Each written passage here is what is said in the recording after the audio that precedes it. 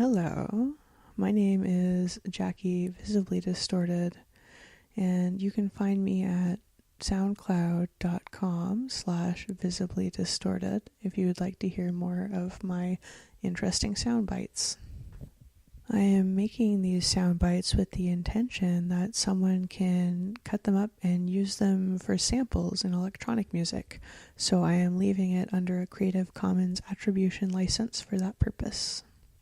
And today I have for you a book I self-published in 2017 entitled Madness, Poetry, and Crazy Art for Your Contemplation and Coloring Pleasure. The book begins with a trigger warning. This book contains written and visual material concerning issues around mental health and substance use. Be sure to take good care of yourself and talk to someone about it if you feel the need or desire to do so. Mad Love, Jackie. Glimmers of Passion, 2011. My creative juices used to flow from murky waters, push the boundaries of my shadows, spring from an unbroken potential. Flirting with such darkness could not have called up the fires of chaos to wake my slumbering victim. My journeys through the world of negativity were never words of power. Now the flames have scarred me. The muses give me space. The deeper, darker places activated give me no desire to revisit ugly trauma. I yearn for potent experiences, emotional flesh to bite. But fear that wishes only ask for trouble. I coast. Days drift on without content. I find glimmers of passion, threads to grasp at, shed hairs that tickle as they fall, and I wonder, do I braid them in, color to cover up old char? Will they help me forget? Or do I gather them up and cast them away, along with their promises of inspiration? Empty, hollow stagnation, superior to the risk of opening fresh avenues into that burned-out tomb.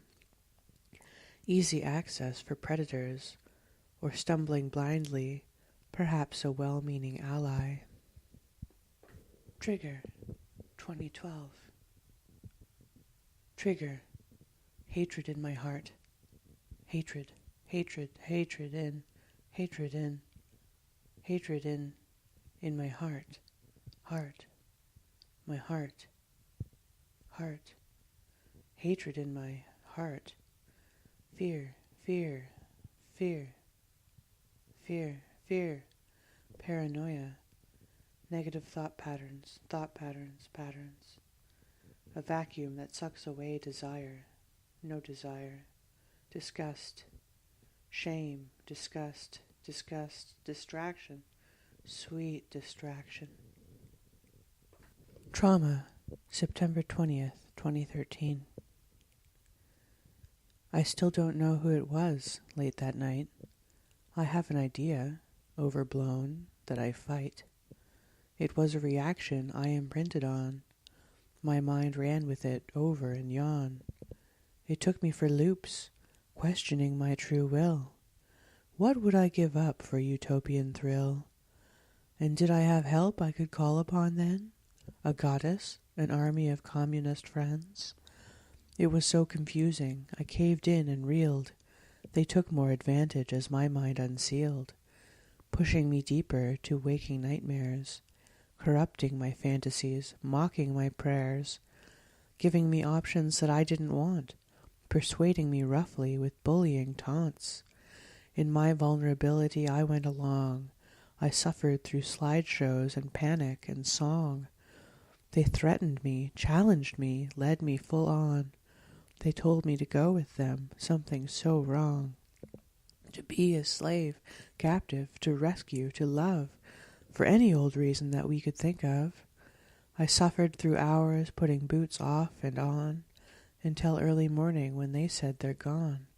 3 months I endured, or more, or forever, with no private thoughts, no silence to sever the constant barrage, the endless tirade.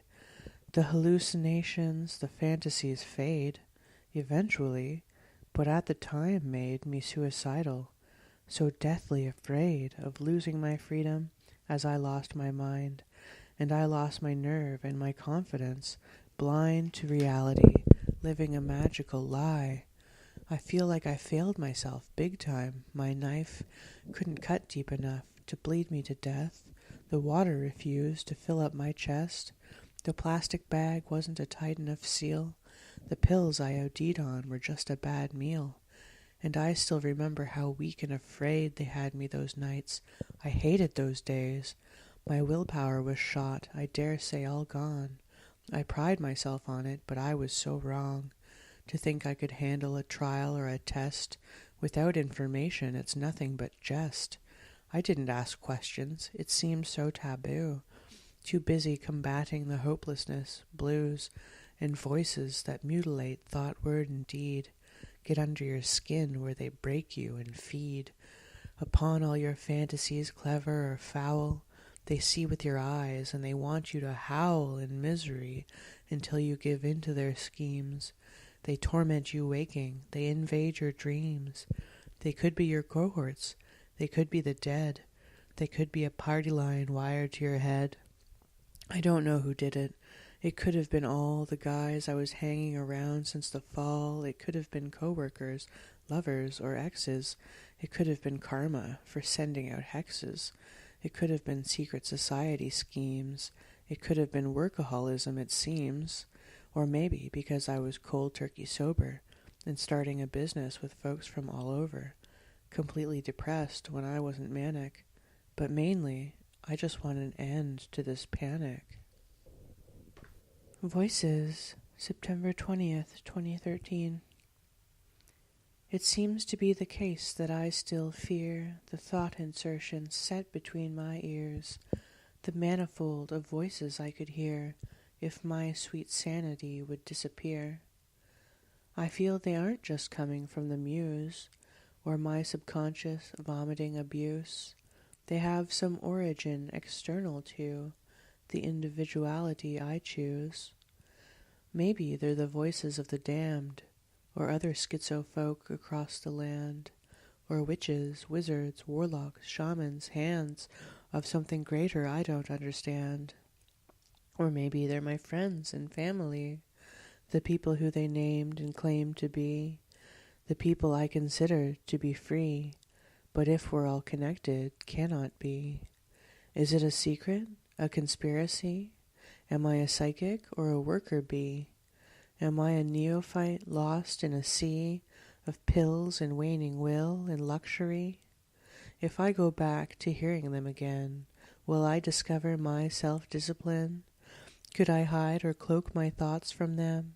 If I forsake my language and begin to, like a newborn, think new thoughts and fast, not fit them into context, structure, cast in assumptions mold where they will last and be reshaped and turned against my ass.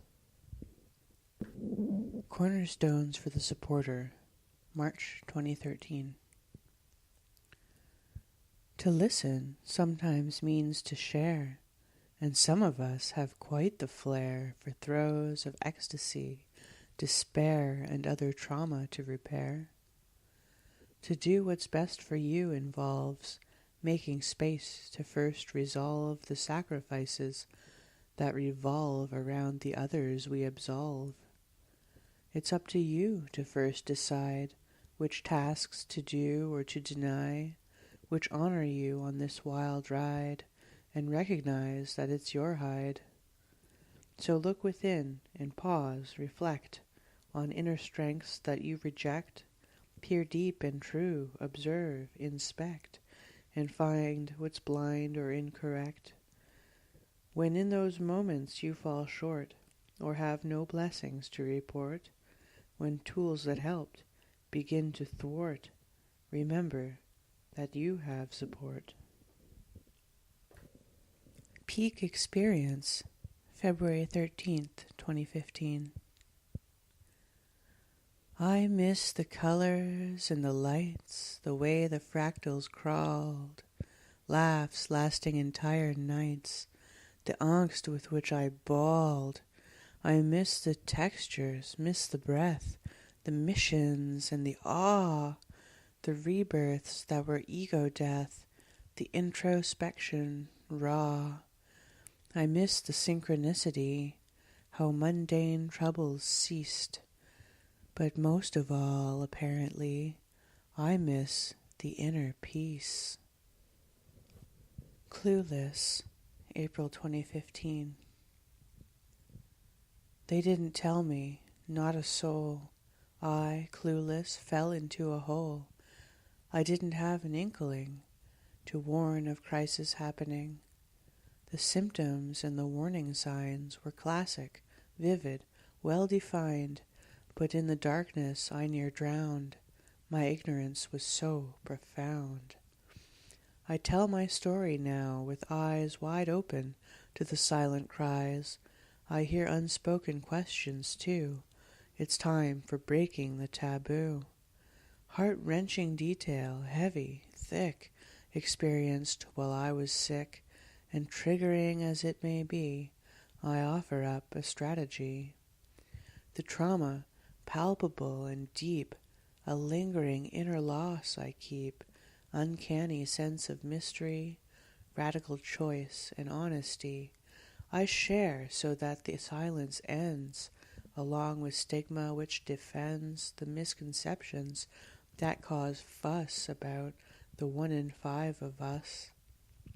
These illnesses are not a choice, nor consequence of worldly vice, nor can we wish them all away, snap out of them to feel okay. It takes a lot of hard work's toil, a lot of tangles to uncoil, self-care, and sometimes medicine, and listeners who let us in. Psychiatric Warfare, September 11, 2015.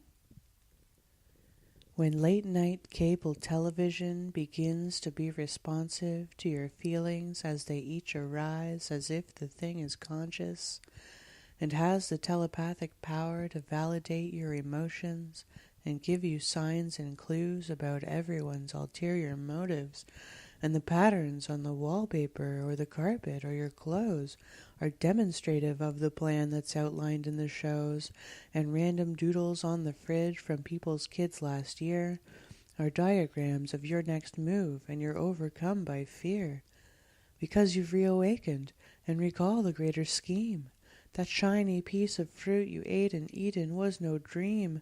It's all so clear again, but how frustrating when you have to bow down and obey the powers that be without the veil of mystery, and knowing that you have free will, but consequences make you ill, so paralyzed by indecision you take a hit of medication and go gently back into the fog of programming, you robot cog. Criteria for eligibility, September 11, 2015. Obviously, it's a test, but never when you're at your best. In fact, they only ever seek you when you're having epic peak experiences, up or down, right where they want you to be found. In murky swamp one day or clouds the next, you're peeling layered shrouds away like cobwebs on your brain, the 1 in 5 they call insane. And test they will, your wit, your might, foolhardiness, your will to fight, philanthropy and values too. They get right up inside of you, one way or else another, true. If you don't pass, they torment you until you gain some mastery or hit the nearest pharmacy and block those neural pathways and the chemicals that lend a hand to your expanded brain and all the functioning that they've installed to give you more than you have dreamed of, advantageous powers that seem too difficult for all the time, but once controlled, will blow your mind. Invoking the Muse of Trauma, October 2015. I gotta find my voice. My story must be told. I have no other choice. my soul's recoiling, cold. The veils of blinding secrecy bleed out in waves of mystery. Can't share my truth or history for fear those wounds go blistery. Those moments in my memory that wound me with their potency, they haunt the fragile part of me, that young, impressionable wannabe. In days when I was wild and free, I said, it won't happen to me. But then it did. It comes in threes, in sixes, nines, infinities. And now I'm rooted as the trees, steeped in my sorrows to the knees, in a culture of recovery, where I get back the parts of me that once were lost to tragedy, and build the rest from fantasy. Whatever's not my cup of tea can kindly go to Tennessee. Diagnosed, October 5th, 2015. Is anyone listening? I need to confide how alienating it is on the outside. So vulnerable, with nowhere to hide. I stick out like a sore thumb hitching a ride. My meds write the rules by which I abide. I'm just a diagnosis to the judges outside. They see patients, not people with honor and pride. How after disaster we mastered the other side. Through breakups and breakdowns I try to break out of mess-ups and letdowns and every freak out. If I dress up and calm down, will I stop acting out? Will I wake up or come down and figure it out? My potential is wasted. I sleep and I pout. Some days I'm a zombie when I'm flattened out. From wizard to worthless, from brilliant to blacked out. No wonder they fear, heckle, panic, and doubt. It's not easy when your bottomless cup is running empty, for there to be others pouring out against the enemy, to role model authentically tools that shape recovery, inspiring hope beyond the big book of psychiatry. There's life after ego death. Severed, I'm free. I've waded through the swampy fog of purgatory.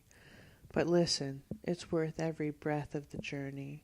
I found every life I've touched has served to strengthen me. Stigma's Cross, October 5th, 2015. Oppression has a face that looks like you and I. It casts a fog of glamour over people like a dye.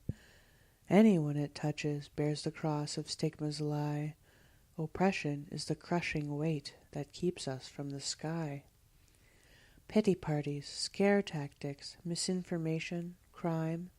The world is ignorant to why the underprivileged line the streets, the wards, the offices of the middle class who climb the corporate ladders built upon the misfortunes of our time. But you can get a handout or else get a hand up. You have to trust in your potential, not your foolish luck. The ones who make your problems last are out to make a buck. But some do care, some see the strength inside, beyond the rut. They say you can't be helpful to those who don't help themselves. That's just an old wives' tale meant to keep hope on the shelves. In my day, we reached out and did good deeds like little elves. I never snicker at the chance to crank compassion's valves. Don't be complacent in your life. Possibility is vast. Time can go slow when you're down or fly very fast.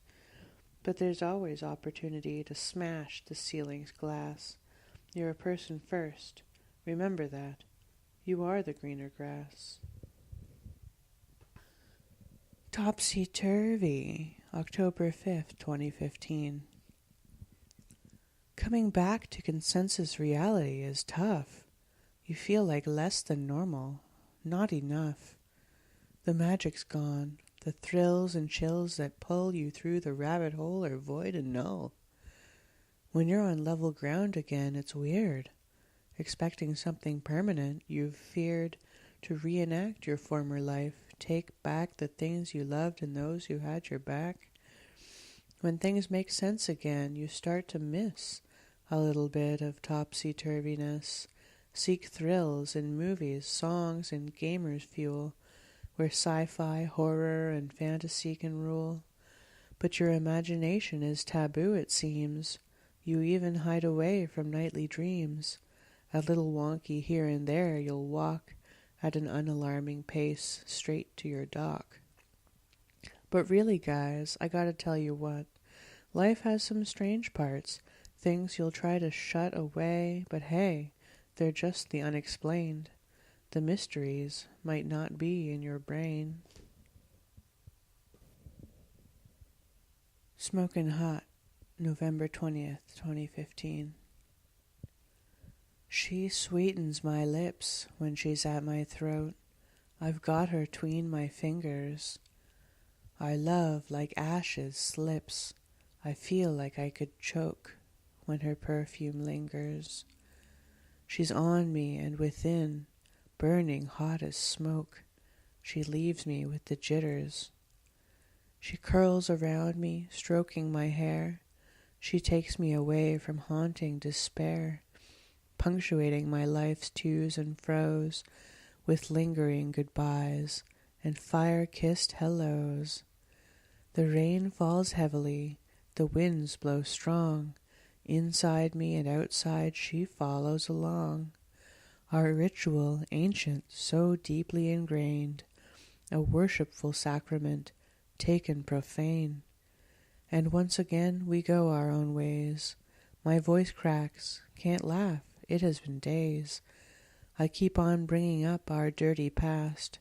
Each taste I get of her turns me to ash. Ambition and Hope, January 4th, 2016. So, I'm taking my life back, one day at a time. All this passive pain and suffering is where I draw the line. Reclaiming bits of me I liked that I somehow left behind in the grand confusion of an illness that cannot define me at all in any aspect, real or else illusion. I made my way back from the depths of a mental institution and floated for a while there, so steeped in my confusion. But now I'm gaining ground enough to activate solutions. Ambition is a treat for me. It carries me so far. My hopes and dreams and goals are soaring with the stars. I lost them once upon a time, not so long ago. But without anything to wish for, I had no place to go. And once I lost my treasure map, I had to use my eyes. They were foggy, dim, and darkened, more than I'd realized. But I, like you, have a unique and wonderful perspective. Just take the time to look deeper and get a bit reflective. You might find, at least I did, that hope is all around. Might not be mine or yours, but there's a wealth there to be found. The Worst Part, January 4th, 2016. The worst part of it all is not knowing there's an end to the madness. The worst part of it all is not knowing that things are always impermanent and change is already on its way. The worst part is keeping it all secret and alone, because to tell of the chaos is to release it into the world, like birthing a legion of demon spawn upon others. The worst part is also relearning how to exist once it fades away. The worst part may be over, but the worst part is knowing it could all come back again. The worst part is taking responsibility for what's left and running full speed ahead anyway. Saving the World, January 4th, 2016. They challenged me, these voices that flourished in my head, like weeds in all the spaces I once had peace instead. They gave me puzzles and riddles to solve, the world's problems I faced, and magical powers above all, delusions of superhuman grace. I fixed it all, every single thing, in the space of a couple of hours, but I couldn't fix something as small as the illness that devours reason, making life seem intense when I was just gapped out in thought. I had to come to terms with sense, to forget the conspiracy plot, to squash the solutions that I had raised, and keep the same old world order. So ultimately, no one was saved, and I've lost the brilliance of disorder. Two-Faced Tools, September 22nd, 2016. The drugs I used to expand my mind were the drugs that destroyed it. The drugs I used to slake my yearning for something greater were the drugs that opened up an insatiable void within me. The drugs I used to question authority were the drugs that put me in my place. The drugs I used to return to reality were the drugs that clouded my mind. The drugs I used to cope with disempowerment were the drugs I lost control of the most. The drugs I used to help me reach my potential were the drugs that helped me become a cog in the machine. I have yet to find a drug that doesn't have off-label irony, but meditation is a wonderful alternative. That was Madness, Poetry, and Crazy Art by me, Jackie Visibly Distorted, published in 2017. And you can find me on soundcloud.com/visiblydistorted. Thanks for listening.